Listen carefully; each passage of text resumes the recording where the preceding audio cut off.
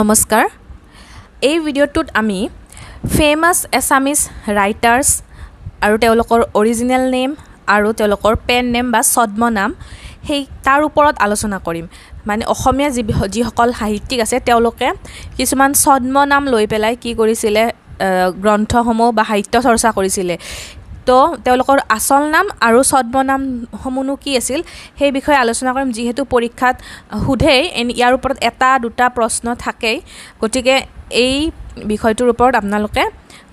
জনাটো দৰকাৰ গতিকে আহক আমি আৰম্ভ কৰোঁ এক নম্বৰটো হৈছে প্ৰমোদ কুমাৰ বৰদলৈ ঠিক আছে প্ৰমোদ কুমাৰ বৰদলৈদেৱে তেওঁ কি ছদ্ম নাম লৈছে প্ৰমোদ কুমাৰ বৰদলৈদেৱে অঘৰী ঠিক আছে অঘৰী ছদ্ম নাম লৈ পেলাই তেওঁ লিখা মেলা কৰিছিলে দ্বিতীয়তে সৈয়দ আব্দুল মালিক এইটো হৈছে অৰিজিনেল নেম দেই এইফালে যিটো মই দিছোঁ এইটো অৰিজিনেল নেমটো হয় আচল নামটো এইফালে দিয়া আছে ব্লেক কালাৰৰ বিলাক আৰু এইফালে ৰেড কালাৰৰ বিলাক হৈছে ছদ্ম নাম যিটো পেন নেম বা ছদ্ম নাম বুলি কোৱা হয় ঠিক আছে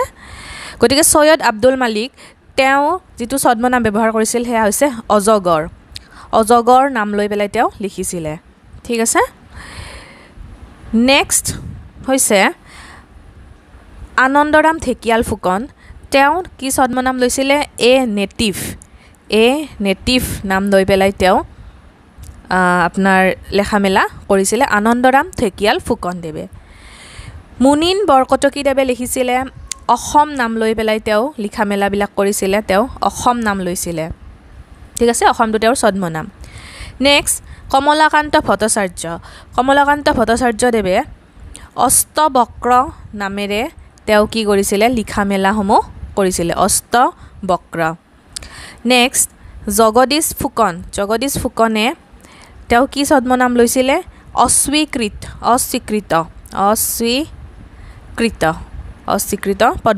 ছদ্ম নাম লৈছিলে নেক্সট অমল দত্ত তেওঁ অচিন মোমাইদেউৰ গ্ৰন্থ নিশ্চয় পঢ়িছে আপোনালোকে অচিন মোমাইদেউ তেওঁ অইন কোনো নহয় তেওঁ হৈছে অমল দত্ত ঠিক আছে অমল দত্ত ডাঙৰীয়া নেক্সট হৈছে বাবুল ছদ্ম নাম লৈছিলে ইমৰান শ্বাহদেৱে ঠিক আছে বাবুল ছদ্ম নামেৰে তেওঁ লিখা মেলা কৰে নেক্সট বাপচন্দ্ৰ ভাগৱতী ঠিক আছে বাপচন্দ্ৰ ভাগৱতী এই ছদ্ম নামটো কোনে লৈছিলে শৰৎচন্দ্ৰ গোস্বামী বাপচন্দ্ৰ ভাগৱতী ছদ্ম নাম লৈছে শৰৎচন্দ্ৰ গোস্বামী ভৱানন্দ পাঠক এইটো বহুত ইম্পৰ্টেণ্ট এইটো বাণীকান্ত কাকতিৰ ওপৰত প্ৰশ্ন প্ৰায় থাকে গতিকে ডক্টৰ বাণীকান্ত কাকতিয়ে কি নাম লৈছিলে ভৱানন্দ পাঠক নাম লৈ পেলাই তেওঁ লিখা মেলাসমূহ কৰিছিলে মনত ৰাখিব বাণীকান্ত কাকতি আচল নামটো বাণীকান্ত কাকতি আৰু ছদ্ম নাম হৈছে ভৱানন্দ পাঠক নেক্সট এই 11 নম্বৰ এও বহুত ইম্পৰ্টেণ্ট হয় এগৰাকী ইম্পৰ্টেণ্ট আমাৰ অসমীয়া সাহিত্যৰ এগৰাকী ব্যক্তি হয় পুৰোধা ব্যক্তি বুলি কোৱা হয় গতিকে ডক্টৰ সূৰ্য কুমাৰ ভূঞা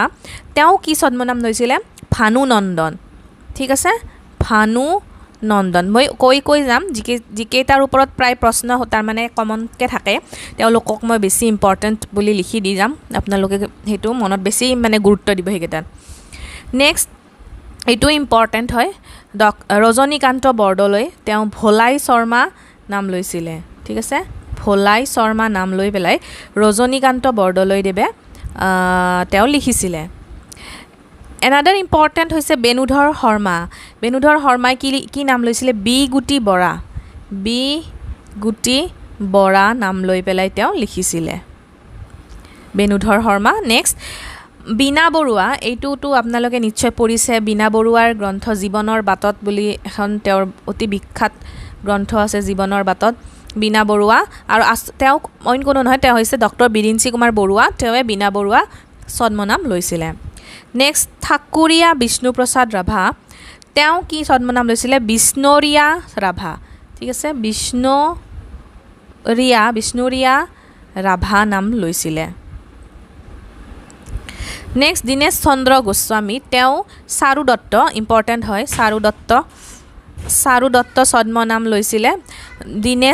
দীনেশ চন্দ্ৰ গোস্বামী নেক্সট চিত্ৰ দাসে চিত্ৰ দাসৰ আসল নামটো হৈছে অতুল চন্দ্ৰ হাজৰিকা অতুল চন্দ্ৰ হাজৰিকাই চিত্ৰ দাস ছদ্মনাম লৈছিলে নেক্সট চিত্ৰসেন জকাৰিয়া নাম কোনে লৈছিলে হলিৰাম ডেকাদেৱে চিত্ৰসেন জকাৰিয়া নাম লৈ পেলাই তেওঁ লিখিছিলে ঠিক আছে জকাৰিয়া নাম লৈ পেলাই হলিৰাম ডেকাদেৱে লিখিছিলে দেশ ছদ্মনাম লৈছিলে দেৱেশ্বৰ শৰ্মাদেৱে মহিম বৰাদেৱে কি লৈছিলে ধনবৰ কাই এইটো গুৰুত্বপূৰ্ণ হয় ইম্পৰ্টেণ্ট হয় ধনবৰ কাই মহিম বৰাদেৱে ছদ্মনাম লৈছিলে নেক্সট কীৰ্তিনাথ হাজৰিকাদেৱে দদাই ছদ্মনাম লৈছিলে কীৰ্তিনাথ হাজৰিকা এজন অসমীয়া ছদ্মনাম লৈছিলে সত্যনাথ বৰাদেৱে ভেৰি ভেৰি ইম্পৰ্টেণ্ট সত্যনাথ বৰাদেৱৰ ছদ্মনামটো সুধিব পাৰে কেতিয়াবা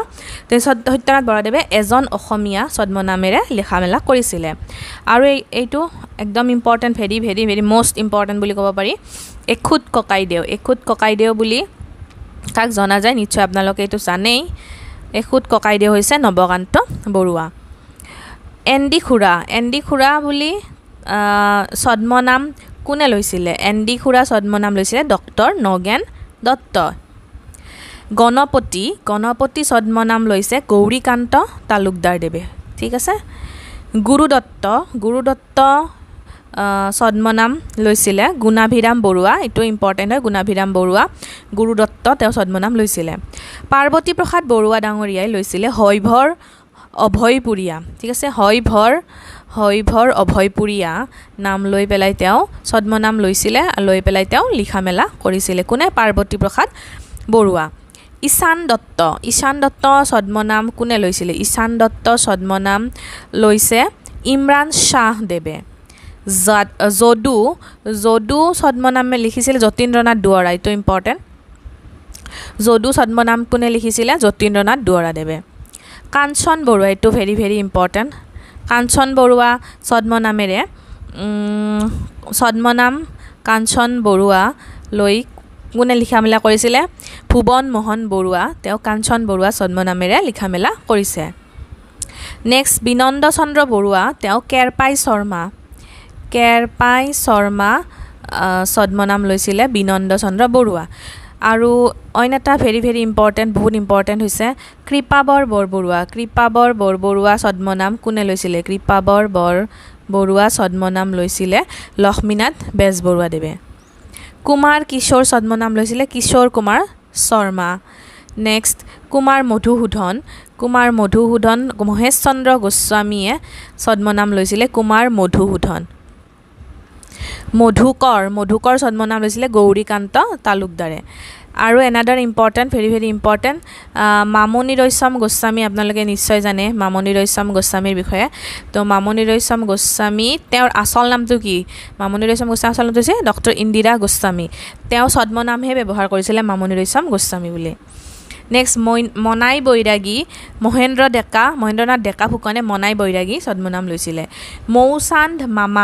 মৌচান্দ মামা নাম লৈছিলে কোনে Mouchand Mama Pramod Chandra Tamuli another important very very important Nabakanta Barua আপোনালোকে জানে এখুত ককাইদেউ আছিলে তেওঁৰ আগতো কোৱা হৈছে এখুত ককাইদেউ লগতে সীমা দত্ত এই দুটা তেওঁ মানে ছদ্মনাম ব্যৱহাৰ কৰিছিলে সীমা দত্ত আৰু এখুত ককাইদেউ নাচিকেতা এই ছদ্মনামটো কোনে ব্যৱহাৰ কৰিছিলে ভৱানন্দ দত্ত নেক্সট নতুন কৃপাবৰ ছদ্মনাম ব্যৱহাৰ কোনে কৰিছিলে নতুন কৃপাবৰ ছদ্মনাম ৰত্নকান্ত বৰকাকতি ঠিক মনত ৰাখিব ৰত্নকান্ত বৰকাকতি নেক্সট ইম্পৰ্টেণ্ট হৈছে ভেৰি ভেৰি ইম্পৰ্টেণ্ট নীলাবাইদেউ বুলি কাক জনা যায় নীলাবাইদেউ হৈছে নিৰ্মলপ্ৰভা বৰদলৈ নীলিমা কুমাৰ ছদ্মনাম কোনে লৈছিলে নীলিমা কুমাৰ ছদ্মনাম লৈছিলে হেমেন কুমাৰ শৰ্মা নিৰঞ্জন ফুকন এই ছদ্মনাম ডক্টৰ হীৰেণ গোহাঁই এইটো very very important doctor Hiren গোহাঁয়ে নিৰঞ্জন ফুকন ছদ্মনামেৰে লিখা মেলা কিছুমান মানে লিখা কৰিছিলে তেওঁ নিৰঞ্জন ফুকন নাম লৈ পেলাই ডক্টৰ হীৰেণ গোহাঁই নিৰ্মলা দেৱী তীৰ্থনাথ শৰ্মাই ঠিক আছে নিৰ্মলা দেৱী লৈছিলে কোনে তীৰ্থনাথ শৰ্মাই উমাকান্ত শৰ্মাদেৱে পশুপতি ভৰদ্বাজ ছদ্মনাম লৈছিলে ৰাজমোহন নাথ পীতাম্বৰ ৰাজমেধি লৈছিলে ভৱেন্দ্ৰনাথ শইকীয়া এটুটো most important very very important Bhabendranath শইকীয়াই তেওঁ তিনিটা ছদ্মনাম ব্যৱহাৰ কৰিছিলে প্ৰিয় বন্ধু সঞ্জয় আৰু সত্যপ্ৰিয় পাঠক ঠিক আছে মনত ৰাখিব ভৱেন্দ্ৰনাথ শইকীয়া প্ৰিয় বন্ধু আহিবও পাৰে এইবাৰ সঞ্জয় ছদ্মনাম কোনে ব্যৱহাৰ কৰিছে লিখিব দিব পাৰে বা সত্যপ্ৰিয় পাঠকৰ আচল নামটো কি এনেকৈ সুধিব পাৰে অসমীয়া সাহিত্যিক সত্যপ্ৰিয় পাঠকৰ আচল নামটো কি তো ভৱেন্দ্ৰনাথ শইকীয়া হ'ব প্ৰিয় বন্ধু সঞ্জয় আৰু সত্যপ্ৰিয় পাঠক ৰামদাস গোস্বামী ছদ্মনাম লৈছিলে ৰত্নেশ্বৰ মহন্তই ৰাণা তামুলী প্ৰণৱ তামুলীয়ে লৈছিলে ৰঞ্জু হাজৰিকা এইটোতো এইবাৰ আহিলে পৰীক্ষাত এডিআৰি আপোনাৰ যিটো গ্ৰেড 3 HS লেভেলৰ যিটো পৰীক্ষা গ'ল সেইটোত আহিছিল যে ৰঞ্জু হাজৰিকাৰ আচল নামটো কি কুমুদ হাজৰিকা হয়নে তো যিসকলে দিছে এইটো শুদ্ধ হ'ব আৰু কিছুমানে পাৰাও নাই সেইকাৰণে এইবিলাক বস্তু জানিব লাগে জানিলে মানে মনত পৰি যায় আৰু পৰীক্ষা হলত দুবাৰমান যদি আপোনালোকে পঢ়ে তেতিয়াহ'লে পৰীক্ষা হলত অন্তত মানে চিনাকি যেন লাগে আৰু বস্তুবিলাক ৰাজেশ্বৰ হাজৰিকা এই ছদ্মনামটো লৈছিলে পবিত্ৰ কুমাৰ ডেকাই এইটো এটা ইম্পৰ্টেণ্ট বিৰিঞ্চি কুমাৰ বৰুৱাই তেওঁ ৰচনা বৰুৱা ছদ্মনামো লৈছিলে ৰচনা বৰুৱা ঠিক আছে ৰচনা বৰুৱা ছদ্মনাম ডক্টৰ বিৰিঞ্চি কুমাৰ বৰুৱা ৰংমন এই ছদ্মনাম লৈছিলে ৰবীন দে ৰূপচন্দ্ৰ ভাগৱতী এই ছদ্মনামটো কোনে লৈছিলে ৰূপচন্দ্ৰ ভাগৱতী ছদ্মনাম ব্যৱহাৰ কৰিছিলে শৰৎচন্দ্ৰ গোস্বামী ডাঙৰীয়াই সদানন্দ এই ছদ্মনামটো ব্যৱহাৰ কৰিছে লম্বোদৰ বৰাডেঙে ডাঙৰীয়া ইম্পৰ্টেণ্ট হয় এইটো শান্তনু তামুলী এই নামটো ব্যৱহাৰ কৰিছিলে প্ৰমোদ চন্দ্ৰ তামুলীয়ে শান্তনু তামুলী নাম ব্যৱহাৰ কৰিছিলে another important very very important এইটো মনত ৰাখিব 58টো সৌৰভ কুমাৰ চলিহা এই নামটো আপোনালোকে নিশ্চয় জানে সৌৰভ কুমাৰ চলিহা কিন্তু আচলতে তেওঁৰ এইটো ছদ্মনামহে সৌৰভ কুমাৰ চলিহাটো আচল নাম নহয় আচল নামটো কি হয় সুৰেন্দ্ৰনাথ মেধি ঠিক আছে সৌৰভ কুমাৰ চলিহাৰ আচল নামটো সুৰেন্দ্ৰনাথ মেধি এইটোতো দিয়া হৈছে নৱকান্ত বৰুৱা সীমা দত্ত আগতো দিয়া হৈছে এনাডাৰ ভেৰি ভেৰি ইম্পৰ্টেণ্ট এইটো মনত ৰাখিব যে শিলভদ্ৰ এই যিটো ছদ্মনাম এই শিলভদ্ৰ ছদ্মনাম কোনে ব্যৱহাৰ কৰে ৰেৱতী মোহন দত্ত চৌধুৰী ঠিক আছে তাৰপিছত হেমচন্দ্ৰ বৰুৱাৰ দুটা নাম আছে ছদ্মনাম এটা সোণাৰাম চান্দ আৰু স্বৰ্ণ বৰুৱা মনত ৰাখিব হেমচন্দ্ৰ বৰুৱা ইম্পৰ্টেণ্ট হয় সোণাৰাম চান্দ আৰু স্বৰ্ণ বৰুৱা কোনে লৈছিলে হেমচন্দ্ৰ বৰুৱাই আনন্দ চন্দ্ৰ আগৰৱালাই শ্ৰীহৰ্ষ এয়া পেন নেম লৈছিলে শ্ৰীহৰ্ষ পেন নেম লৈ আনন্দ চন্দ্ৰ আগৰৱালাদেৱে লিখিছিলে স্বামী অভাগানন্দ এই নামটো সৈয়দ আব্দুল মালিকে লৈছিলে ঠিক আছে সৈয়দ আব্দুল মালিকে স্বামী অভাগানন্দ নামটো লৈছিলে নেক্সট যশপতি শৰ্মা কীৰ্তিনাথ বৰদলৈ লৈছিলে ঠিক আছে গতিকে এইখিনি আপোনালোকলৈ আগবঢ়ালোঁ খুব বেছিয়ে গুৰুত্বপূৰ্ণ হয় ইয়াৰ ওপৰত এটা দুটা হ'লেও প্ৰশ্ন আপোনালোকৰ থাকিবই গতিকে পৰীক্ষাৰ আগত ৰিভাইজ কৰি যাব এবাৰ দুবাৰ তেতিয়া আপোনালোকৰ মনত থাকিব গতিকে ভিডিঅ'টো চাই যদি ভাল পাইছে লাইক কৰিব কমেণ্ট কৰিব শ্বেয়াৰ কৰিব ছাবস্ক্ৰাইব কৰিব আমাৰ ফেচবুক পেজখন ফ'ল' কৰিবলৈ নাপাহৰিব তাতো আমি আপডেট দি থাকোঁ আৰু ইনষ্টা ID ফেচবুক গোটেইখিনি তলত দিয়া আছে সেইখিনি আপোনালোকে ফ'ল' কৰিব ধন্যবাদ